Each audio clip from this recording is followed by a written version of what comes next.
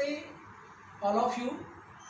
Today with us Michael Cohen from London, United Kingdom, England.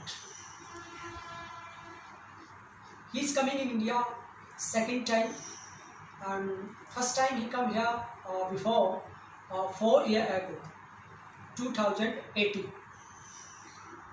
We ask some questions. Sir, you are welcome in India. How you feel in India? Hare Krishna. Hare Krishna.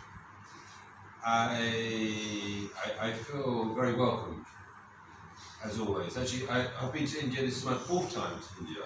Okay. But my first two trips were before I knew you, back in '95 and 1987. Okay. What do you think about Indian people's Indian culture? I love Indian people and Indian culture. I feel India is my spiritual home. Spiritual home is your spiritual home is India. Yes, Okay. it is. I very much appreciate the culture, and I integrate a lot of that into my life because in England I live in an ISKCON ashram, and I practice various Indian traditions based on Hinduism in regard to devotional practice, spiritual practice. Okay. You come here fourth time. Mm-hmm. First visit was 1995. Mm-hmm. You have spent here maximum time in India, and Indian culture, Indian people you love and like. You come in Rewari second time. Mm-hmm. So, what do you think about Rewari? What do you think about Rewari? Rewari, the people have been very, very nice to me. It's a nice town, and I very much find that Sajjan's family who have been hosting my stay here this time and previous time have been very, very, very caring, looking after me. They treat me as part of their family. And in the same way that when I arrived last time, 4 years ago, when I came to Sajjan, when I came to the Vedic ashram, when I came to see you, everyone has been very, very, very caring and welcoming. What most powerful thing you think about this area? About Rewari? Yeah. It seems to be very community orientated. Yesterday I visited one of the compounds that Sajjan helped to build, colony. And what was very interesting was when I went to the Radha Krishna temple there, was that the families and the children were very community orientated. It was nice to sit with the children and we chant the Maha Mantra. For those who are not familiar with the Maha Mantra, it is Hare Krishna, Krishna Krishna, Hare Hare. Hare Ram, Ram Ram, Hare Hare. Hare Krishna, Krishna Krishna, Hare Hare. Hare Ram, Ram Ram, Hare Hare. Hare Krishna, Krishna Krishna, Hare Hare. Hare Ram, Ram Hare Hare. Hare Krishna, Krishna Krishna, Hare Hare. Hare Ram, Ram Hare Hare. But in the temple, I sat down with the children and we chanted together. Not only did we chant together, we sang it together with our kartan instruments. And the children loved it. It was a lovely experience. And then in the evening, I was back in the compound again, in the colony again, and everyone was playing volleyball together. Very, very, very, very nice. And a couple of nights ago, there was a celebration for a grandchild that was born, in fact, just behind where you live. And I was invited to join them for a bhajan, and they asked me to sing and chant the Maha Mantra with everyone. And that was a very, very beautiful experience as part of the bhajan. You are looking young gentleman. You have the 55-year age old, but you are looking young. Thank you. And 1995, you impressed in spirituality. Mhm. So what is the reason behind that you change your life towards spirituality? Because your background was not spiritual. Uh, so why you choose the path of spirituality, bhakti, sadhana? Why not you do marriage, children? What is the reason behind that? Well, in 1995 was the time when I ended my first marriage Oh, with my first wife, who I had two children with, and I decided with my second wife to go down a more spiritual path. She was she practiced yoga. okay. Second wife, Yes. you practice regular yoga. Yes, she was. Both wife was from England. Yes, from Okay. England as well. And she practiced Shivananda yoga. Shivanand yoga. Yeah. Okay. And she introduced me more into yoga and more into spiritual life, and I then went exploring. It was also in that same period that I first started to go to ISKCON temple, Hare Krishna ISKCON temple, and I suppose that really, when I first started chanting the Maha Mantra, that was very transformative for me, very, very transformative. But I wasn't ready to settle down in having either one guru or one devotional practice. I felt my way of being was I needed to explore lots of different paths. So since 1995, I've been going and exploring different avenues, including my journeys here in India, whether it's into Shivaism, whether it's into general Hinduism, whether it was into ISKCON, whether it was into Buddhism. I explored a lot of different pathways. So you have any children? Yes, I do. I have three children. 3 children. Of first wife or second wife? Both. Two of the first wife, one of the second wife. But both wife living in England. England with parents? With their parents. With your parents? With my parents. No. Family life is very different in England. Most people, when they get married, don't live with their families. Okay. They usually go move in on their own and become more independent. So it's slightly different. Although I come from my lineage, religion-wise, I have a Jewish background, and being that I'm Jewish, which is Judaism, we share quite a bit in common with Indian people because we're very family orientated. Very family orientated. I'm asking some questions related to your life. Please don't mind. I'm so sorry for that. That's fine. My next question is, how many brothers and sisters are you? I have one brother. He is 2 years younger than me. Okay. Only one brother. You have no sister? No sister, one brother. But I love my brother dearly, but we choose to have very different paths. He has a far more materialistic lifestyle, Okay. with a large house and What do your mother? Live at home? my mother. Housewife? My mother is retired. Retired as a? She's 78 years old this year. She used to be involved in the family business as a bookkeeper. Family business. With my father and my mother, my father. What do your father? My father, he expired back in 1999 Okay. at the age of 56. He was very young, and they were all in business together. They had a water filtration company. Okay. So like you have your water filtration system in your home, they supplied in the UK at that time. You are doing research in bhakti, yoga, spirituality. So what is your goal? What is your aim? What do you think about life? What is your target? Because you have completed your 55 years. So next, what your target? Well, over the 55 years, I've experienced 2 long marriages, a 10-year marriage, a 22-year marriage, and a third relationship was for another 5 years. So I've had 37 years worth of partners and wives, family life, bringing up children, having business, having car, having money, and back in 2017, I decided that I wanted to make a major change. My second wife decided she wanted an independent life, and I gave up a lot of things.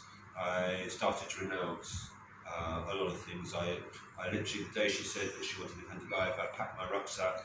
Only what I had in my rucksack I took with me, the rest I left. And similarly, earlier on this year, I finished with my last relationship because I feel now that I'm ready to live a brahmachari life, a celibate brahmachari life. Celibacy. Celibacy. Okay, now you are on the path of spirituality, celibacy, and completely dedicated to Lord Krishna. Yes. And now you are connected with Bhakti, Sadhana, ISKCON temple. So this path is very difficult for you or not? No, it's very easy. Very easy. It's very fluid. It's very fluid because I feel very devotional. And it's beautiful to be devotional because as devotional as I am, as devotional as Lord Krishna is towards me, and he looks after me and he cares for me and he guides me. So it's very, very, very beautiful. It's very, very simple. You go with me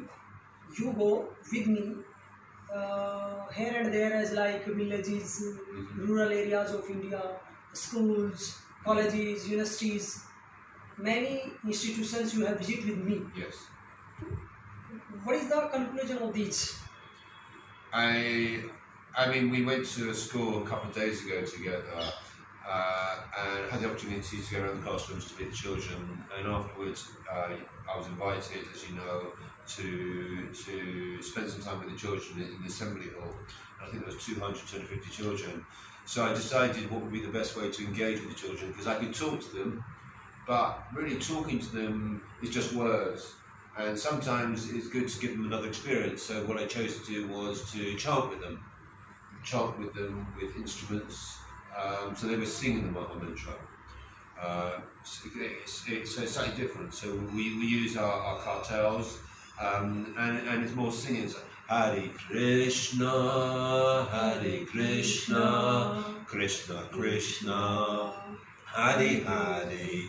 Hare Ramo, Ramo Ramo, Hare Hare. So all the children were singing away and they were clapping and they were so ecstatic. It was very, very beautiful because it's very meditative for them, and the vibration they get from singing it goes very, very deep. And even if they don't understand why it works for them, they get this benefit, this what we call unknown benefit from Lord Krishna, because what happens is the moment they start singing the Maha Mantra and they start to sing to the Lord, then he gives lots back in return. It's very beautiful. Now, what is your message for Indian people and for England people? My message for Indian people is do not lose your culture. Not to lose your culture. Not lose your culture. And continue your culture. Yes, and I feel like last year, in 2017, I spent 3 months driving around Tamil Nadu in the villages, and then I spent 3 months up north in Rajasthan, Madhya Pradesh, and all out to Rishikesh. And I found there was a massive difference. When I was in South India, I found that the villagers there were holding on to their culture much better. They were living a more simple life, and it's very, very beautiful because they're very, very devotional. But the moment I hit North India, I felt like the North Indians wanted to be Europeans. They now have all their mobile phones and the tablets and the computers and the big television screens, and they see what's happening around the world and in Europe and America, and they want everything that the English have got and the Europeans have got, and they want to catch up. And it's good that they want to catch up in one regard, but I also feel there is cultures here. Just to give you an idea, you're seeing actually me wearing normal clothes today, only because I'm just about to jump on my bike to go travelling. But normally I wear my lungi or my dhoti, and I wear traditional dress. But when I was in, that's what I wore in South India, the moment I came to North India, they said, no, we don't wear lungis and dhotis anymore, we wear trousers, they're lower than us. And I found that to be very weird. That's just as an example. But I understand the culture of North India is to move forward with the times. But I really, really hope, and unfortunately I see it, that the younger generation of the children are more interested in the material world than they are in spirituality and devotional practice, and it will happen. It will start to dwindle down and dilute, which is very sad in one regard, but it's sad at times. What is your suggestion for us, for me? What do you think about myself? Okay, I feel that you, as a professor of yoga, have taken an opportunity to inspire, educate, and share yogic practice with young people, and that obviously is very cultural, as well as good for one's health and one's mind and one's well-being. And I think it's very beautiful that you do that and you inspire so many people. And I hope that one day when you are a father that you will share what you have with your children, because it is down to you and your future generations if you are going to hold on to your culture. But it's going to be a challenge, because I know that when your children start to grow up, the first thing they want to do is they want a mobile phone. And then they want, no, it's happened. I'm a grandfather. One of my daughters has 2 young children, and she lives in Indonesia, one of the islands close to Bali, and she lives in a very idyllic way, in a very village way, in fact, like here. But she is compounded that the children already from a very, very young age, they want their mobile phones, they want to have access to the tablets, and they can watch their cartoons, and then all of a sudden it's games, and then it's technology, and it's such it's a distraction, because most people before they had all this technology, all they had was their family life, and their family life was doing bhajan, kirtan, singing, dancing. But now they get distracted by pop music and other reading and videos and films, and they do less things with their family and more things online. Just you come London to Delhi, and just you come here. Yes. So next time when you come here, we are waiting, because London to Delhi and Delhi to Rewari. Mm-hmm. First you come here. Mm-hmm. The next time when we wait for your next visit. Yes. Next time when you come here. Well, I haven't left India yet, so I can't really talk about my next visit, but I'm here at the moment for the next few months. I'm going to be living in an ISKCON ashram, and to increase my devotional When will be practice. your next visit in India? I don't know. I haven't left India yet to know when. Okay. At the moment, I'm here for a few months. I might extend my trip. That's an option at the moment, because I'm just looking at possibly doing that anyway. And yes, I'm looking forward to spending more time with other devotees, to have that type of association, to just be around the holy dham, and increase my back to practice. Definitely, sir, you are right saying Indian culture is very powerful, and I think here this room is dedicated for you.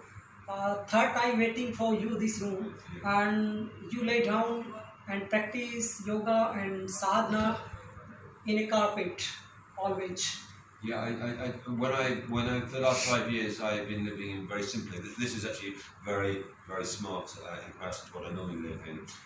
But I have quite an Indian way of life, because I live on the floor wherever I live. I don't sleep on beds or have little furniture. I sleep, I sit, I cook, and I spend my time living on the floor, because that is where I like being, and that's influences. I watched last time you have a good adventure. You go me with the Doshi Pahadi, and this place is related to Baba Ramdev Yogacharya. So this is the spiritual place, because here there are many saints, many monks, famous monk in the world, as like Baba Ramdev, as like Charan Rishi. So you have seen Doshi temple. Yes. Thank you for your valuable time for this. Thank you for this, Nova. Hare Krishna, Hare Krishna.